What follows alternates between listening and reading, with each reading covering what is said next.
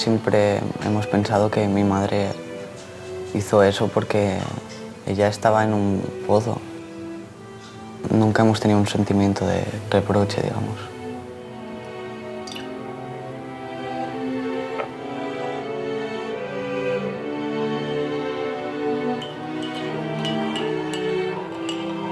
Clara y yo siempre hablamos del problema y siempre nos apoyamos mutuamente. Porque si no puedes sacar las cosas que piensas, yo lo pasaría fatal.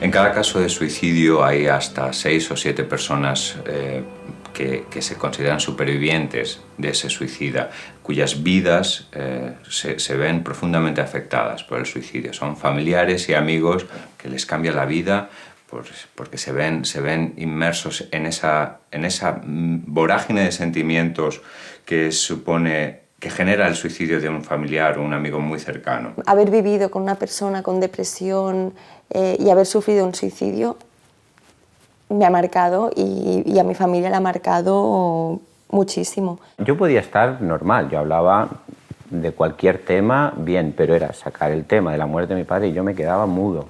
Es como si fuera algo muy íntimo tuyo. Es como si fuera un secreto que no te hace falta que sepa nadie. No puedes imaginar qué complicada es planear matarte. Es absolutamente terrorífico. Y no hay palabras. Tengo escalofríos justo pensando en ello.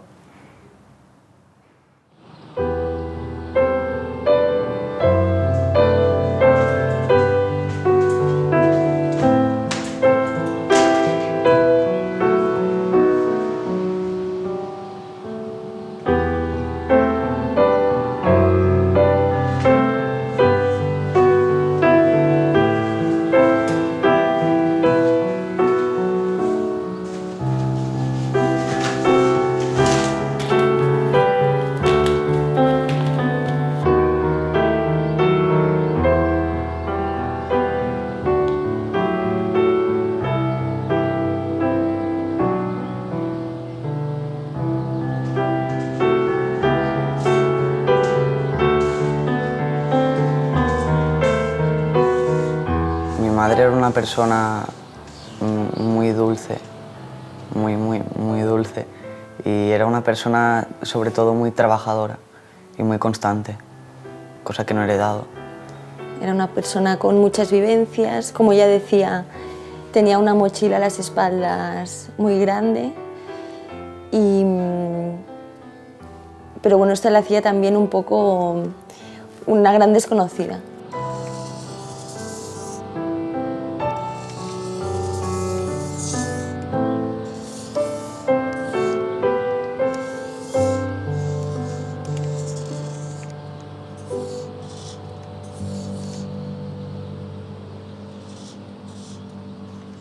Para mí era una persona con muchas contradicciones. Básicamente empezó su vida estudiando y queriéndose formar, trabajando desde muy joven, y entonces derivó su vida laboral hacia una parte económico-comercial como muy estresante, muy de yuppie, esa época, ¿no? Pero por otro lado tenía un tema como muy espiritual y muy interior, que quería muchísimo a sus hijos, por ejemplo, y así, ¿no? Pero que desgraciadamente, a causa de su enfermedad y tal, pues fue como perdiendo un poco el contacto con la realidad y con todo eso, ¿no? Entonces todo era como muy exagerado, tanto la parte laboral como la parte afectiva también, ¿no? Yo recuerdo que a los 12 años, como muy pronto, me empecé a dar cuenta que mi madre tenía un problema grave. No sé, a veces llegaba a casa y se ponía a llorar mi madre conmigo. Y yo lloraba con ella. Siempre la recuerdo en periodos depresivos, en periodos tristes de su vida, claro, casi prácticamente toda nuestra relación. Creo que un día cuando era más pequeña le dije, ay mamá, siempre estás triste. Para mí el alcoholismo fue el detonante, quizás para ella tapar toda esta parte depresiva, ¿no? Y cuando el alcoholismo ya empieza a formar parte, ¿no? A verse, a ser muy evidente, ¿no? Que ahí me asusta un poco, ahí sí que la cosa empieza de mal en peor, ¿no? Muy mal. O sea, al llegar a casa y que hace 2 días que no sale de la cama o cosas de este tipo. Mi tía me contó que mi madre tenía un problema y que la tenemos que ayudar todos. Pero a mí me costó mucho verlo eso, porque mi madre para mí era como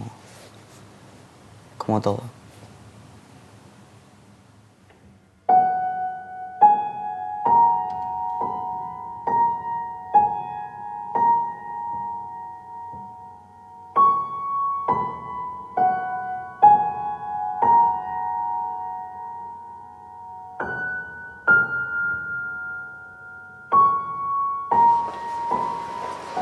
Mis sobrinos siempre tuvieron una actitud como de cuidadores, muy desde el principio, ¿eh?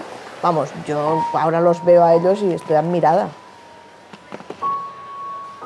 O sea, Adrià estaba solo en casa y de repente su madre se desmayaba o le pasaba alguna cosa y el tío, con, no sé, con 6 años, pues abría la puerta, se iba a la vecina que sabía que era médico y le llamaba, ¿no? Y le decía, ves que mamá está en el suelo.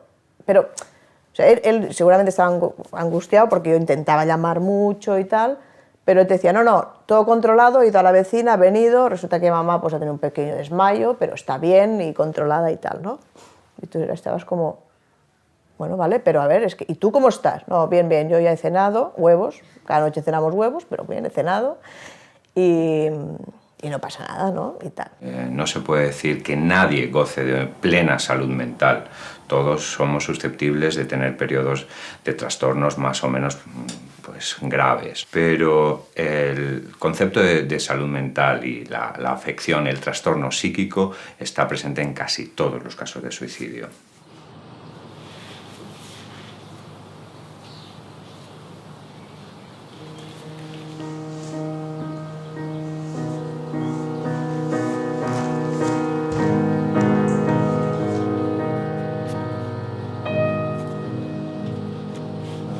Yo recuerdo que con 12 años yo tenía ideación suicida ya, que estaba en mi escritorio, en donde vivíamos antes, tenía el escritorio y la ventana encima del escritorio, ¿vale?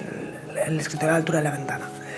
Y estaba ya subida encima del escritorio y me vio mi vecina, la amiga de mi madre, y me vio y me dice, Elena, ¿qué haces?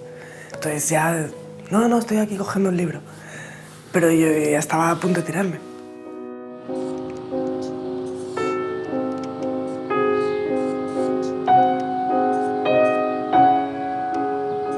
Yo cuando tenía 12 años, yo no me duchaba si no me duchaba mi madre. Y mi madre nunca tenía tiempo y me duchaba una vez a la semana.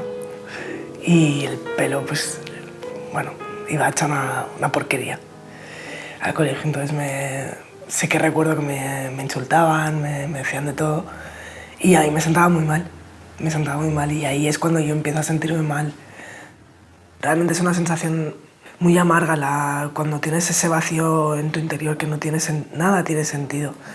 No, yo iba al colegio porque tocaba ir, pero no porque tuviera ganas o porque tuviera una intención de futuro. Yo no veía mi futuro. Yo no tenía futuro para mí.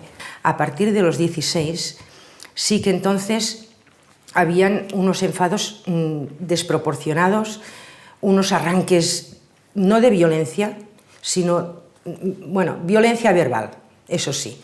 Bueno, era insoportable el tema de los tacos, de enfadarse muy rabiosamente por pequeñas cosas. Entonces empezó a tener ella una angustia interna, pero tampoco se sabía expresar. Yo tampoco la sabía entender. O sea, hablábamos mucho. Esto sí que ha sido una suerte, que todo lo que le pasaba me lo contaba. Yo le decía a mi madre que sentía que estaba poseída porque hacía cosas que yo no quería hacer, pero no podía evitar hacerlas. En septiembre del 2001, yo le pido ayuda a mi madre, vamos al médico y me dan cita para febrero del 2002. Y a principios de febrero ya hago mi primer intento de suicidio.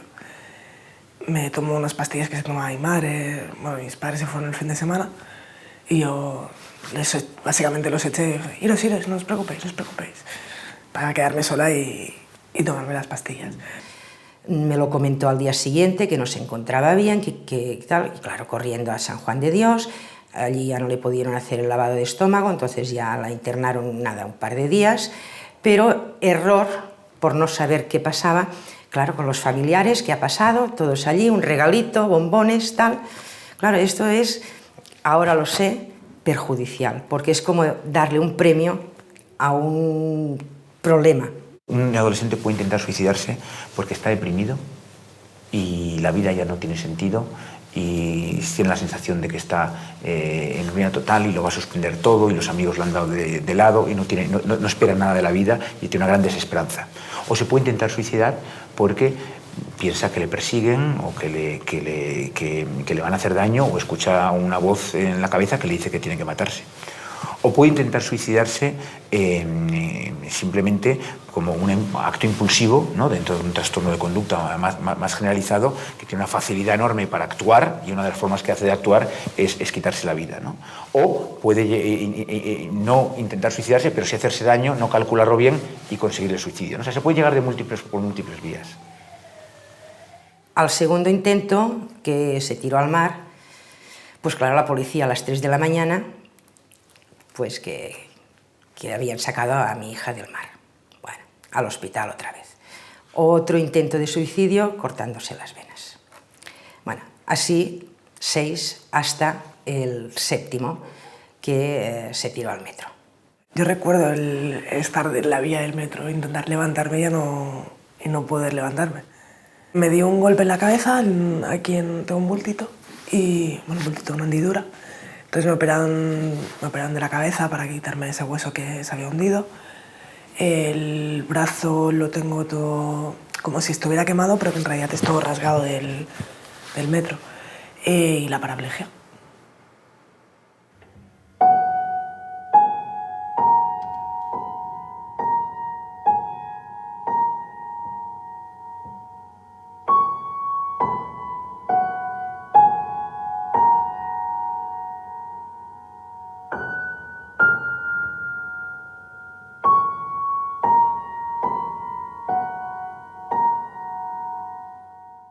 Las motivaciones que tienen los suicidas son muy variadas. Sin embargo, hay un denominador común en todos ellos y el denominador común es el sufrimiento y la desesperanza.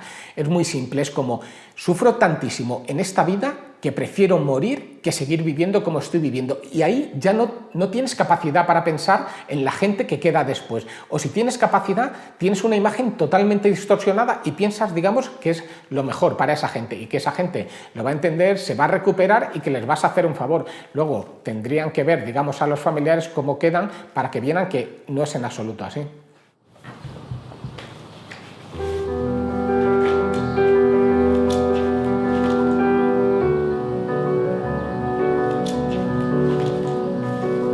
El suicidio de mi padre fue algo que nos dejó completamente, no sé, nos resultaba imposible asimilarlo. Era algo que se imponía, pero que era inconcebible para nosotros. Durante mucho tiempo fue algo que no podíamos asimilar, que no podíamos entender, que nos parecía que no podía haber sucedido, que no nos podía haber sucedido a nosotros.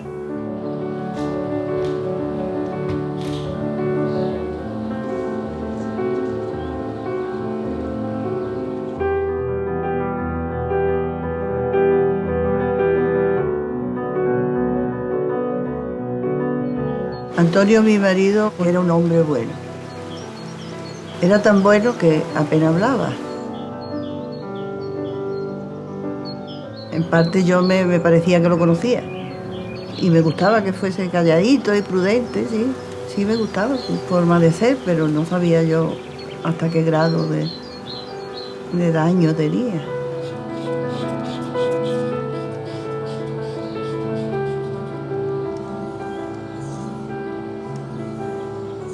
era muy adelantado en su época en cuanto a permitirme, entre comillas, que me sacara el carnet, que estudiara, que me fuera con 7 hijos y el más pequeño con 4 meses, me iba cada mañana a las 7 de la mañana para el hospital para hacer las prácticas. Como hablaba poco y hacíamos un viaje, por ejemplo, de aquí a Málaga y no hablaba nada, yo siempre pensaba, eso es que no me quiere, eso es que no me quiere. Yo me resentía también de ánimo. Pero nunca pensé que tuviera una enfermedad tan profunda. Una de las cuestiones que más angustiaban a mi padre a lo largo de toda su vida era la posibilidad de una ruina anticipada. Él anticipaba la posibilidad de una ruina económica que nunca se dio, pero que le angustiaba profundamente. Y decía una frase, esto no puede ser, esto no puede ser, decía. ¿Cómo no va a poder ser? Si hemos pasado ya, por ejemplo, 30 años diciendo tú que no puede ser y hemos podido, porque el no puede ser era el gasto, llevar la casa para adelante y lo que suponía el coste de la vida. Un sábado por la mañana sentí un golpe, digo, es que está lavando el coche. Pensé que era la puerta del coche. Y al ratillo sentí otro golpe. Y digo, esto me confirma que está lavando el coche, limpiándolo. Nunca sospeché ni pensé que fuese un tiro. Eran tiros.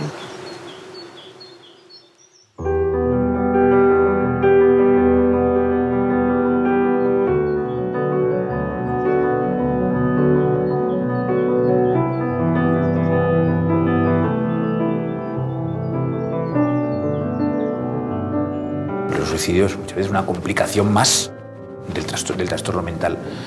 Y la mayor parte de los trastornos mentales, sabemos que el 70% más de los trastornos mentales aparecen en la infancia y adolescencia. Es rarísimo el ver una depresión que realmente no haya tenido alguna sintomatología depresiva en la infancia. Es muy raro ver un niño seguro de sí mismo, con un buen vínculo fuerte, que no tiene ansiedad de separación, que va a la guardería y se queda tranquilo, que se adapta bien a los cambios, que de repente hace un trastorno de angustia o un trastorno de ansiedad. Cuando eres pequeña no sabes lo que falta. Es solo cuando eres mayor que piensas, bueno, soy así por estos motivos. Pero entonces yo pensaba que la vida era bastante perfecta.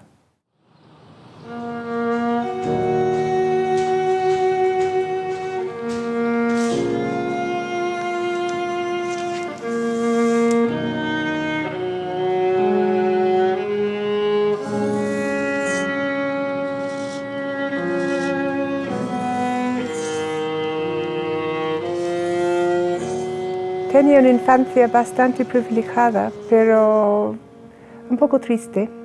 Mis padres eran muchísimo mayor que yo, mis hermanos mayor también, entonces estaba súper sola. Mis padres no mostraban mucha afección, estaban bastante fríos ambos. Y me mandaron siempre fuera a jugar en el jardín o tenía un caballo y siempre estaba fuera montando. Nunca mostraba mis emociones. Tenía como miedo a todo el mundo, tenía miedo de la vida. Y luego fui al colegio internada y ahí estaba bastante feliz. Pero esto es porque no estaba en casa. Y estaba la única niña que no estaba deseando las vacaciones.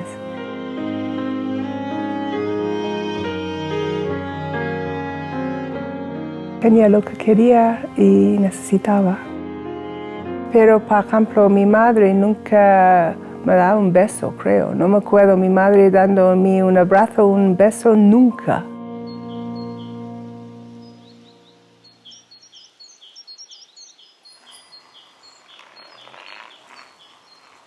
La verdadera prevención es la que se hace en las primeras etapas de la vida, ¿no? Y en las que se generan niños con vínculos fuertes, niños seguros de sí mismos, niños que saben que pueden modificar el entorno. No hay mejor forma de generar desesperanza que yo no sea capaz de controlar, que da igual lo motivado que esté, la cantidad de trabajo que le ponga, las ganas que le ponga, lo bueno que yo sea, que de forma independiente voy a recibir palos o premios desde el exterior. Eso va a generar una persona absolutamente insegura, que en un momento de debilidad o en un momento de crisis va a hacer crack y va a ver el suicidio como única forma de salida.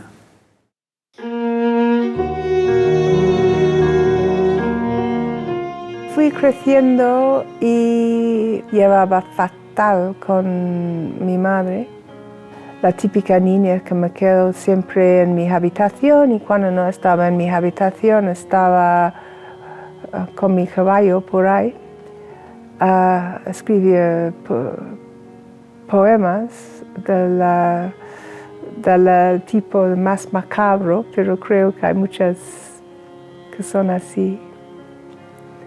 Y nada, siempre soñaba de estar en otro sitio.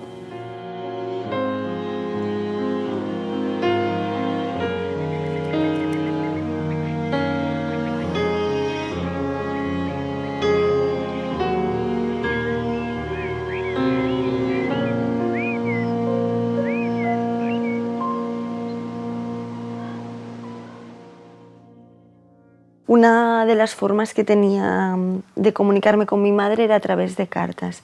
Y ella escribía mucho cuando estaba mal, cuando le pasaban cosas. Ella consideraba que escribiendo podrías transmitir mejor tus sentimientos. Y, por ejemplo, en esta carta, ella dejó esta carta cuando hizo una de las tentativas y en la que expresa, lo traduzco literalmente, acéptame tal como soy, con mis cosas. Hagamos el esfuerzo de limar estas asperezas. La desgracia ha pasado, la enfermedad tengo que vencer. Me conoces luchadora, te pareces bastante a mí. Y aquí pues expresaba el hecho de la lucha después de la tentativa y lo expresa bastante claro. La variable que mejor me predice quién va a hacer otro intento de suicidio es haberlo hecho previamente, con lo cual, desde luego, el 50% de los suicidios consumados son en personas que ya previamente habían intentado suicidarse, ¿no? Por lo tanto, es una población de alto riesgo que va a necesitar siempre, en todos los casos, un seguimiento muy cercano y un mensaje muy claro de que hay alguien ahí fuera que es capaz de ayudarle con esa incapacidad de manejar esos sentimientos internos que le han llevado a intentar suicidarse. Pero que una persona lleva ya pues 10, 12 años, 15 en tratamiento y tal, es todo como, sí, bueno, ahora prueba este, uy, ahora salió un medicamento, bueno, lo más, ahora pruébate este. Oye, ¿quieres formar parte de un estudio de un medicamento que ha salido en Estados Unidos, que sois un grupito que vais a tal? Venga, pues sí, va, pues sí, venga, ¿no? Pero de repente la persona deja de ser consciente incluso de que está enferma, y no, hoy no me lo tomo, mañana me salgo, no, ya no bebo y por la noche tengo el anís escondido en una botella de Fombella, no sé, es una situación súper complicada y muy estresante y tal. Hay algunos casos que son especialmente difíciles de tratar y de prevenir. Serían los casos, por ejemplo, de una patología dual. Es decir, si tenemos a una persona con un trastorno psicológico que además está inmersa en algún tipo de adicción, pues evidentemente es bastante difícil y complicado el tratarla.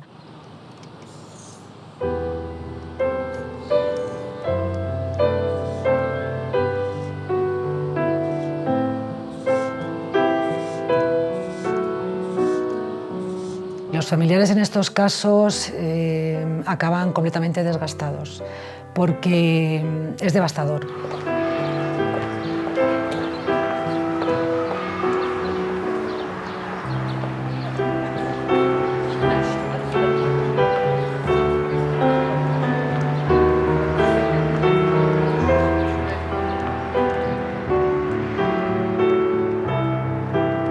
Cuando mi madre murió por suicidio, yo tenía 13 años, era un niño. Y ese día yo llegué del instituto a la hora de comer, como siempre, y yo vi a mi padre dentro de casa, el cual hacía 10 años que no pisaba. Y me pregunté qué hacía allí, me quedé en shock y me dijo que había tenido un accidente mi madre. La muerte por suicidio es una situación muy rara y sobre todo muy, muy violenta. Yo creo que es la dificultad de esta muerte, ¿no? Recuerda un poco el accidente de tráfico, ¿no? Tú no te esperas, puedes tener intuiciones, pero no te esperas que un día, ¿no?, alguien llame a tu puerta y diga: ¿conoce a esta señora? Me ha sucedido esto. Es súper violenta. Y también hay un tema complicado igual y un poco raro, puede parecer raro igual, ¿no?, que es un poco de paz interior cuando eso ocurre. O sea, del final de algo que tenía que acabar, ¿no? Y que, bueno, que si era consciente, inconscientemente, dopada o no dopada, ha tomado esa decisión del suicidio, pues es esa y ya está, y la aceptamos. Claro, fue una situación muy, muy, muy heavy, pero de alguna manera me quedé tranquila por ella. Es que es una sensación muy extraña y de hecho tenía muchísima culpabilidad por este sentimiento. O sea, yo hablaba con todo el mundo y era como: ay, pobre, ay, pobre, ay, pobre, ¿no? En plan, qué joven, y su madre, y ha pasado esto. Pero ellos no comprendían el sufrimiento que mi madre había tenido durante 20 años. Es que la gente no es consciente y no lo sabes hasta que hablas con la persona y la persona te dice: es que no me puedo levantar de la cama, es que lo he intentado, es que te escribe cartas y te lo expresa de 1000 maneras, ¿no? Y tú hablas con ella, ¿no? Y es como: pero si estás bien, no tienes trabajo, nos tienes a nosotros somos personas sin ningún problema, ¿no? Y es como, no es algo físico, es una enfermedad física. Por lo tanto, cuando sucedió esto, yo lo comprendí.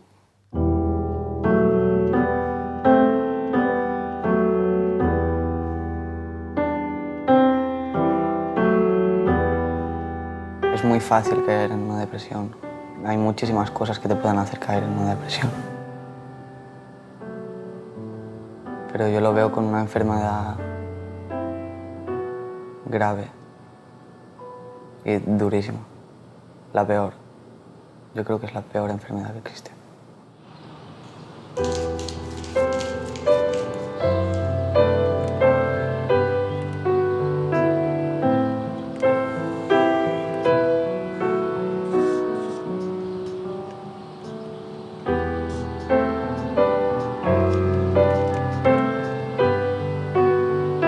Recuerdo cuando me llamó por teléfono mi tía para decirnos a mí y a mi hermano que nuestro padre había muerto.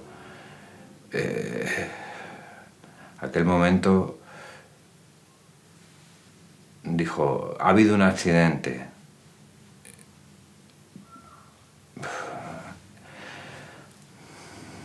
Mi hermana intervino en el teléfono y dijo: no ha sido un accidente. Mi expresión de desesperación era: ¡Dios! Muy fuerte. Y lo repetí varias veces. Y ya mi cuñada, que vivía en esa finca de al lado, lo escuchó, los primos también lo escucharon. Los gritos eran desgarradores. Una tragedia, ¿no? De repente, bueno, escuchas gritar a tu madre, a tu hermana y te preguntas: ¿qué está pasando? ¿Qué está pasando? Y bueno, me levanté y yo pensaba que era un sueño, era un mal sueño que no terminó nunca. Al final te das cuenta que va pasando el día, que aquello es real y que te ha cambiado la vida. De repente, todo lo que parecía estructurado en tu vida, pues eso, de niño, adolescente de 14 años, se trastoca por completo. Y fue complicado. De los 7 hermanos, los 2 más afectados por la muerte de mi padre fueron los más pequeños. José Luis, Isabel, eran los que vivían en la casa todavía. Los mayores ya éramos independientes, trabajábamos, pero ellos 2 eran muy jóvenes todavía. Y mi hermano pequeño, José Luis, se quedó fuera de la realidad. Durante mucho tiempo también tuvimos la sensación de que el mundo no iba con él, estaba en las nubes. Dejó de estudiar, era completamente ajeno al dolor que expresaba mi madre casi a diario. Él miraba hacia arriba y decía, ¿qué está pasando aquí? Estaba congelado, estaba ausente. Yo no quería asimilar esta realidad tan dura, era un mecanismo de abstracción para defenderme de una realidad demasiado dura para un niño tan joven, ¿no? Recuerdo algo que después me dijo mi hijo José Luis, que él no sabía qué hacer. Cuando el padre murió, nos sentábamos delante de la chimenea en un sillón y yo me ponía a un lado, mi hija Isabel al otro y en medio, abrazados los tres. Y dice, mamá, yo, cuando las dos ponía ahí a llorar, no sabía qué hacer. Él era pequeño para poder sacar sus emociones o qué sé. En estos casos, en los casos de muerte por suicidio, existe una gran culpa. Las personas se sienten culpables por no haberse dado cuenta, por no haberlo detectado. Existe también un gran enfado. Muchas personas se enfadan porque se sienten abandonados, porque se preguntan cómo has podido hacerme esto. Y también existe sobre todo una gran vergüenza al juicio de otros familiares más lejanos o de vecinos, con lo cual se tiende a ocultar. Para mi madre fue durísimo. Se culpabilizaba, no lo entendía, le dolía y lloró muchísimo. Lloró mucho, durante mucho tiempo. Sí, también, porque también escuchaba a alguien. Mi marido estaba muy solo, porque como yo estaba trabajando, eso era criticado también. También vinieron otros familiares a hacerme la visita, pero ¿por qué no lo llevaste al médico? Yo me sentía muy culpable, muy culpable. Mi madre vive en Málaga, en una casa en el campo. Ella ahora mismo vive sola. Mi hermano Carlos y yo vivimos aquí en Madrid.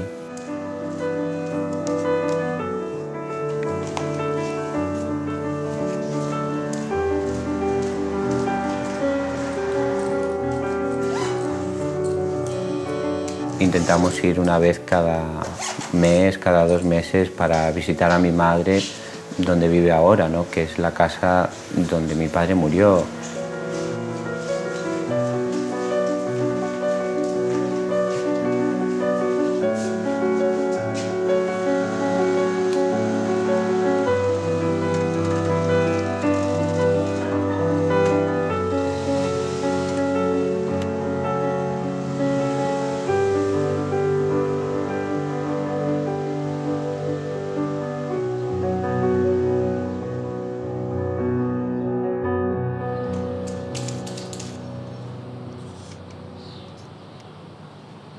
Una vez médicamente Elena ya se podía levantar de la cama, entonces me vinieron a buscar para hablar con una psicóloga y me dijeron que qué había pasado para que mi hija se intentara suicidar. Le expliqué un poco la historia de cómo había ido, pero que yo no estaba conforme con el diagnóstico que me habían dado hasta entonces, que era primero una depresión por la juventud, porque bueno, las parejas que tienen ahora se cogen, se dejan, bueno, un adolescente. Otro diagnóstico que era un trastorno de personalidad sin diagnosticar.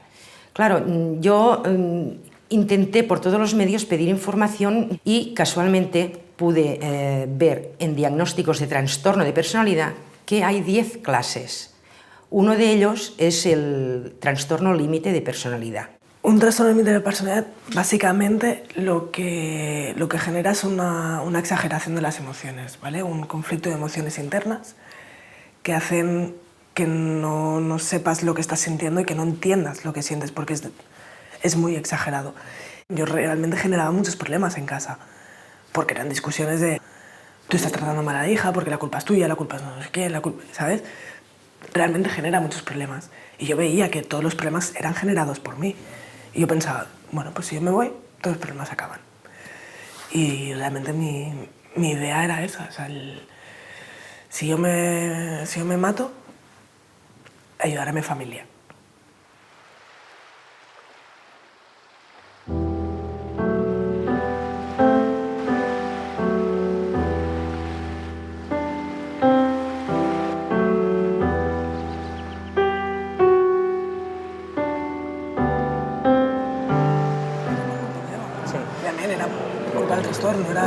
No. Però sí que és veritat. El teu pare i jo discutíem alguna vegada perquè no sabíem tampoc nosaltres què fer. Quantes vegades vas plorar el meu pare? Molt poques. I saps que no podia parlar de l'accident, que es desmoronava plorant? Alguna vegada l'he vist plorar també. I saps que això era pel sentiment de culpa? Perquè jo ho he parlat amb ell. Sí, però ell tampoc va demanar ajuda. Bueno, no la sabia demanar el teu pare. Cadascú viu a la seva manera, però morir amb el sentiment de culpa. Eso no cambia. Yo he hablado mucho con Elena, ella ha hablado mucho conmigo, conversábamos muchísimo y poco a poco ella me dijo un día, no sé si será muy grueso, pero me dijo, mamá, deja estar mis putas piernas que no van a andar nunca más, pero sácame de aquí todo esto que tengo que me está martirizando. Este punto de partida que es tan simple y tan pequeño es ya un camino muy largo a recorrer, pero que ya puede tener esperanza y solución.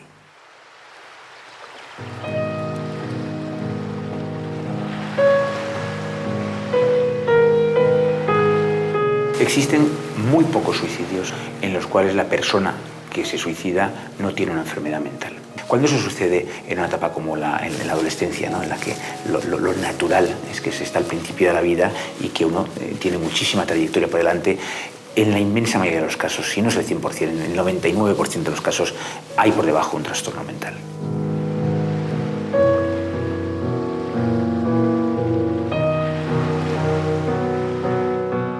La primera vez que me notaba súper deprimida era con 19 años. Me sentía distinta que los demás. Como estás andando en otro planeta, que no podía comunicar siempre con la gente, hasta que en fin salió de mi país. Estaba siempre viajando, porque no aguantaba estar cerca de la familia, que es una pena, no era exactamente su culpa, pero es circunstancias.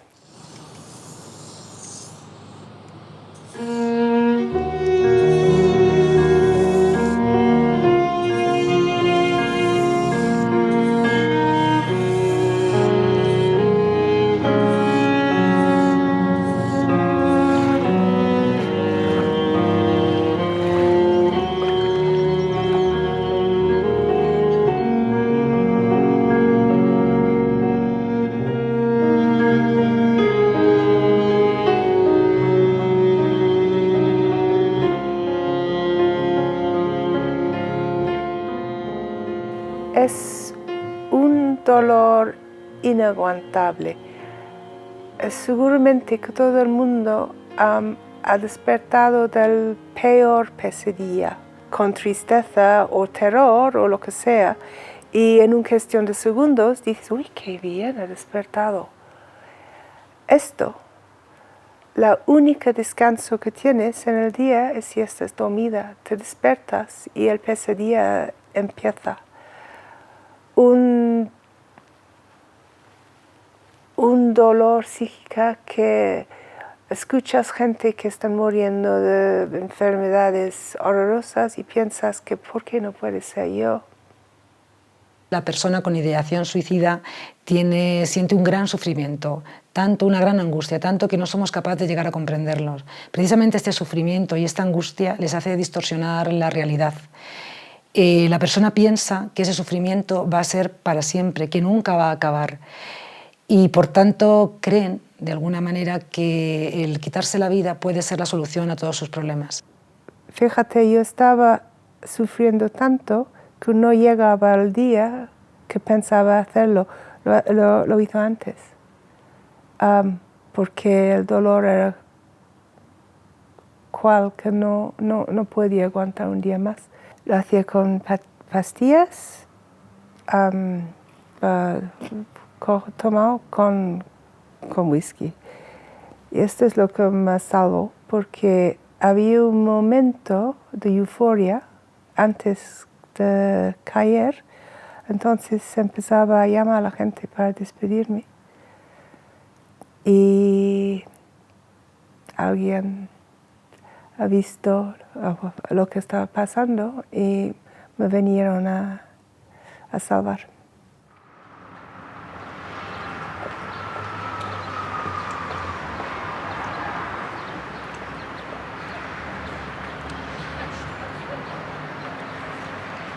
En el caso de mi hermana, yo no sé lo que le pasa en esos ya últimos momentos, ¿no? Lo que sí sé es que llevar una mochila tan llena como la llevaba ella, de tantos errores acumulados, es muy difícil. Problemas, incomprensiones, dependencias, un montón de cosas, deudas, ¿sabes? Absolutamente de todo, absolutamente de todo.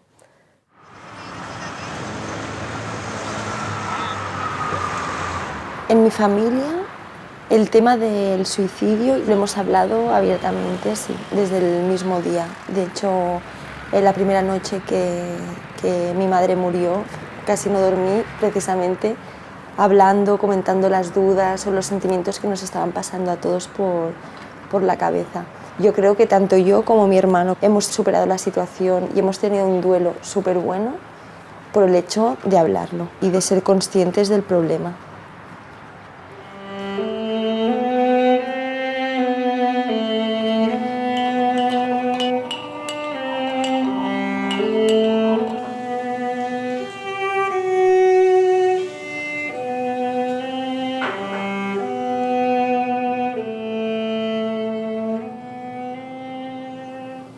I tu què has heredat de la mama? Tanta sensibilitat com tu, segur que no. Jo soc molt més freda.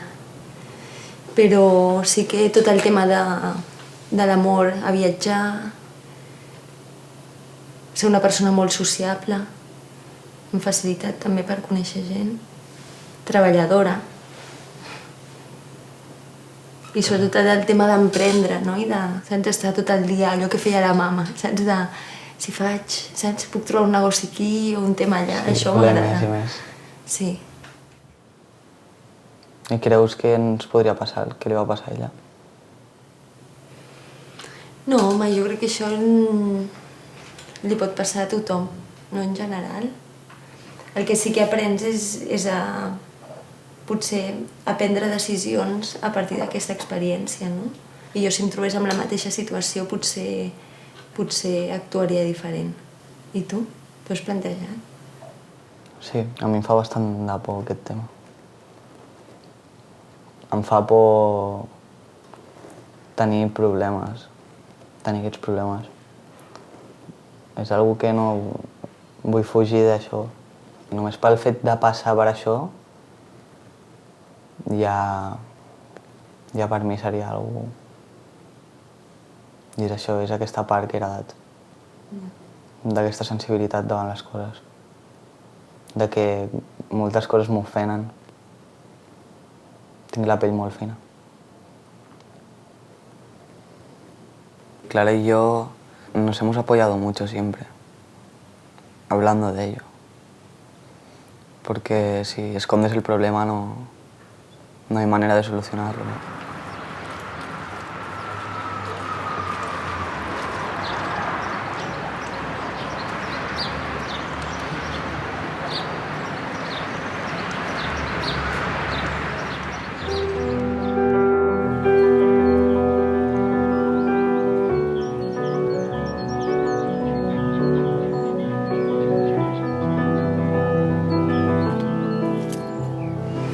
Nosotros lo hemos hablado cuando ha pasado bastante tiempo, ¿no? Hasta que no pasaron muchos años, no empezamos a hablar un poco.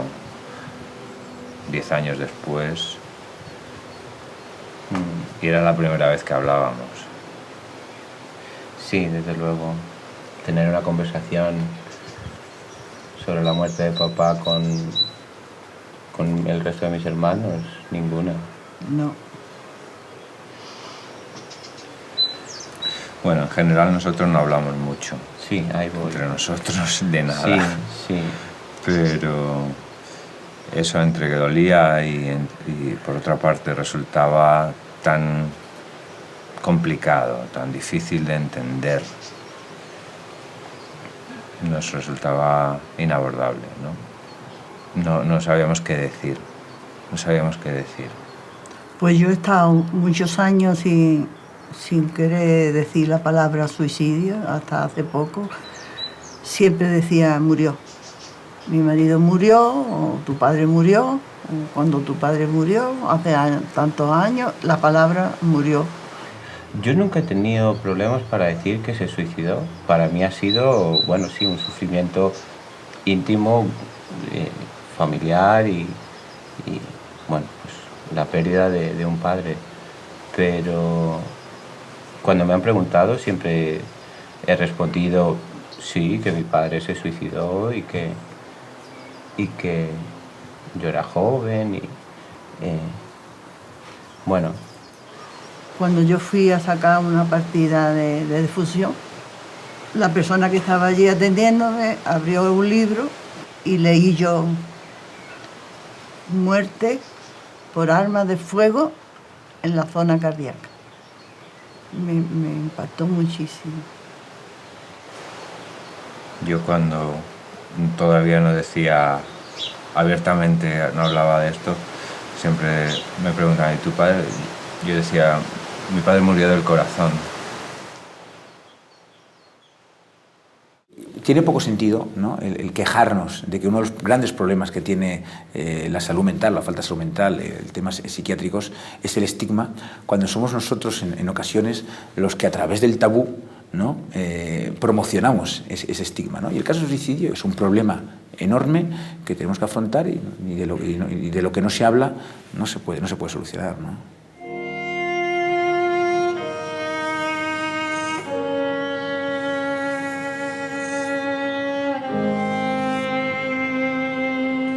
Llegué al hospital de rehabilitación, hecha un trapo que me podía coger con pinzas y me caía. Y me acuerdo que cuando las poquitas horas que me podía levantar me iban a ver a los que jugaban a básquet, que entrenaban allí en el mismo hospital, en silla de ruedas. Y me encantaba verlos porque, claro, los veías que se caían al suelo y se levantaban con una mano y dices, pero bueno, ¿y esto cómo puede ser? Esto es imposible. Y ya con los años, entonces ya ahí empieza mi... Bueno, pues si ellos pueden, yo voy a poder también.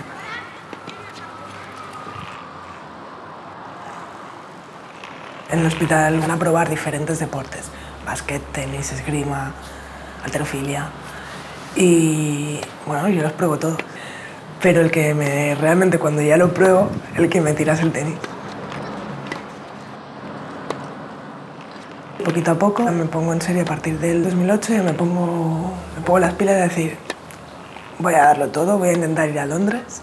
Y ahí empieza mi recorrido fuerte con el tenis. Empiezo a entrenar todos los días de lunes a viernes a mediodía, entrenando sola, entrenando también con compañeros. Entonces ya me llaman para la Copa del Mundo y poquito a poco voy mejorando el nivel hasta que conseguí clasificarme para los Juegos Paralímpicos. Que ahí no hice nada, perdí en primera ronda, pero me lo pasé de muerte.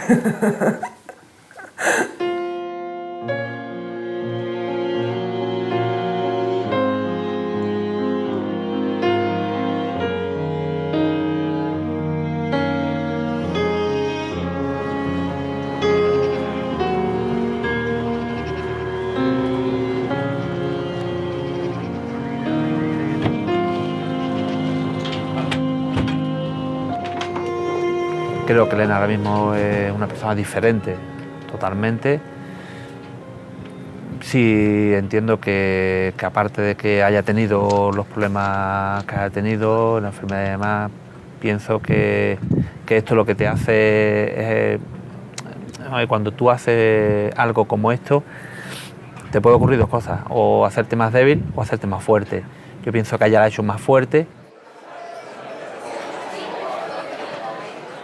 Normalmente los trastornos de personalidad al límite se tratan entre 2, 5 o 7 años, si el enfermo ya ha aceptado que tiene la enfermedad mental. A partir de aquí hay buenos resultados.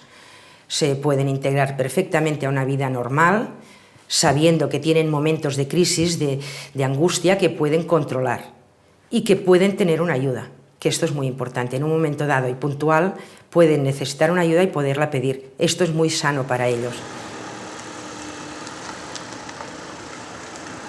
A partir de la experiencia personal de la muerte de mi madre por suicidio, empecé a plantearme el hecho de que no hubiera ninguna plataforma ciudadana que hiciera nada por aquellas personas que habían perdido a alguien.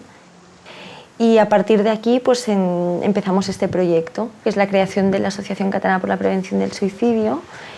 Y nuestra visión, el objetivo de todo el equipo, es de poder concienciar y hacer un trabajo vinculado con la problemática del suicidio, es decir, toda aquella gente pues que lo haya vivido, toda aquella gente que esté en riesgo y sienta la asociación como un sitio donde poder acudir, y luego también para profesionales o gente que simplemente le interese la temática. Un potencial suicida, para mí, entre otras cosas, necesita apoyo psicológico de un profesional que le haga ver una cosa, y es que no va a seguir siempre sufriendo igual, que permita, digamos, que se deje ayudar la persona. Y luego también lo que es importantísimo es acabar con la desesperanza, es enseñarle, digamos, a ver esos problemas que tiene de una manera diferente. Yo hice terapia que me enseñó que si trabajas tu propia personalidad, lo puedes cambiar. Soy la misma persona, pero no tengo el lado oscuro que era dentro. Es que a veces quizás hay un pequeño hueco que intenta a meterse y paro y le digo a mí mismo, vete, vete. No entras y el diablo se va.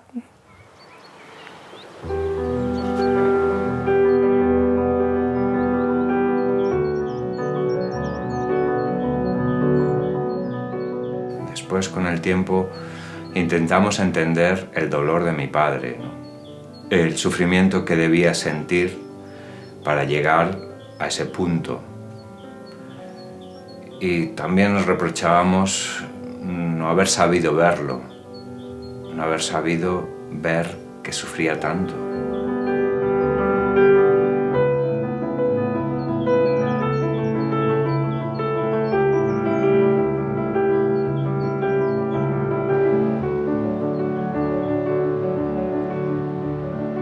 Cuando me vine aquí a Chiclana, de Barcelona a Chiclana, que me venía con Rafi,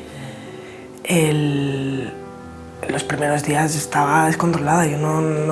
Claro, es un cambio muy grande y está descontrolada, y ahí es una pequeña crisis que la puedo controlar yo sola porque no es grande.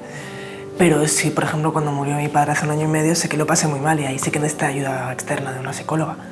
Poco a poco me he ido estabilizando y a medida que van pasando los años, cada vez estoy más estable. Cada vez, me conozco más y sé cuando estoy bien y cuando estoy mal. Y cuando estoy mal, estoy mal, cuidado, cuidado con lo que pasa aquí, que me tenéis que cuidar ahora.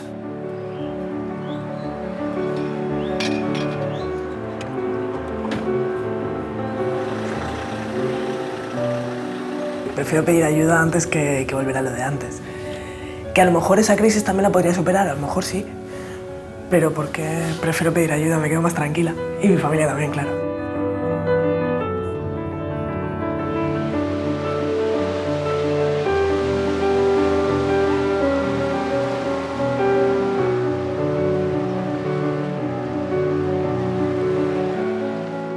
Hay una tendencia a ocultar, a minimizar, ¿no?, en todos los informes de defunción que la causa es el suicidio, ¿no? Y se tiende a atribuir, las familias pues intentan en muchas ocasiones que esto pase oculto, que no se conozca, que es pecaminoso, es algo de lo que se sienten avergonzadas. Por lo tanto, el número de suicidios es siempre inferior a lo que es realmente las estadísticas. 3.500 suicidios de media al año en España, 9 suicidios al día, son muchos, y esos son los que están claramente demostrados, porque hay unos 8.000 muertos en España que son de difícil clasificación, que son los ahogados, los precipitados y los muertos en accidente de circulación. Si no han dejado una nota de despedida, pues probablemente se dictamine que ha sido un lamentable accidente.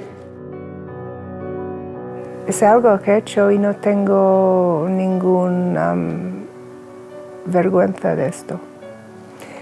Y me niego a sentir que es un tema estigmático, porque no debería ser. La depresión se puede tratar y el suicidio se puede prevenir. Los síntomas de alerta son muy claros y todos somos capaces de detectarlos. Cuando una persona está en crisis, eso es algo que todos advertimos. Es fácil mirar para otro lado, pero también es fácil decirle a esa persona: ¿qué te pasa? ¿Quieres hablar? ¿Necesitas ayuda? Hay muchas ocasiones en las que se requerirá ayuda de un profesional, pero ese paso primero, ese acercamiento a una persona que sabemos que está pasando un mal momento, que está sufriendo, que tiene un trastorno más o menos profundo, lo podemos hacer todos.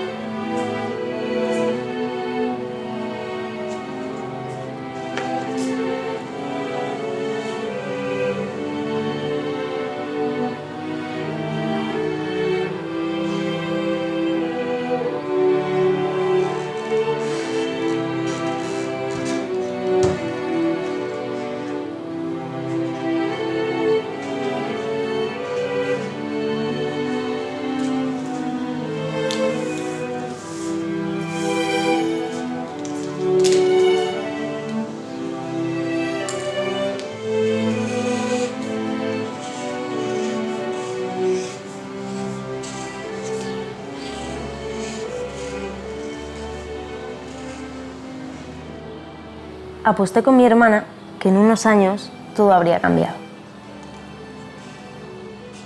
Que lo que entonces le parecía tan difícil ya no significaría nada.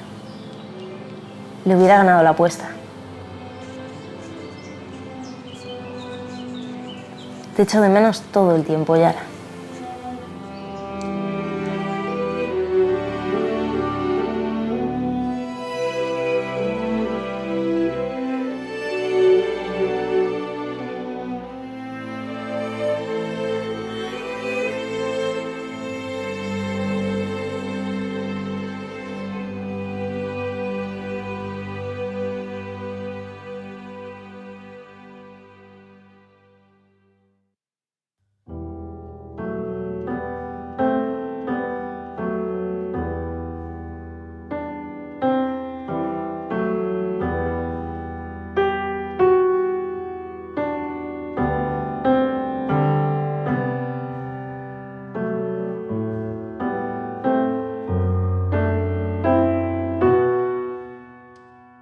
He aprendido que cuando levantas por la mañana tienes dos opciones. Uno, ser feliz, o otra, ser triste. Y hay solo una opción, porque estás aquí una vez y hay que disfrutar. Entonces, soy superviviente, ¿no? Esta es nuestra palabra. Superviviente. No, es que estoy encantada con la vida, estoy tan feliz que estoy aquí aún.